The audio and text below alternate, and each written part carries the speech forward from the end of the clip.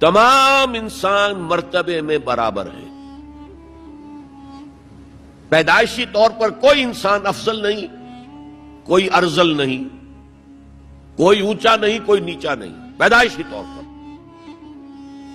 اونچ نیچ ہوگی، وہ ہوگی ایکوائرڈ کریکٹرز کی وجہ سے. آپ نے علم زیادہ حاصل کیا، آپ کی ایک عزت ہو جائے گی.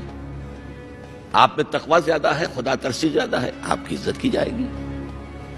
آپ خادم خلق ہیں، آپ کی عزت کی جائے گی. لیکن یہ ساری چیزیں ایکوائرڈ ہیں، بعد میں انسان نے حاصل کی ہیں. پیدائشی طور پر کوئی انسان اونچا نہیں، کوئی انسان نیچا نہیں. یہ بڑا انقلابی پیغام ہے قرآن کا. اور یہ سمجھیے کہ پورے عالم انسانیت کے لیے، میں ابھی گواہی بھی آپ کے سامنے پیش کروں گا کہ عالم انسانیت میں پہلی مرتبہ یہ پیغام اسلام نے دیا. یا ایھا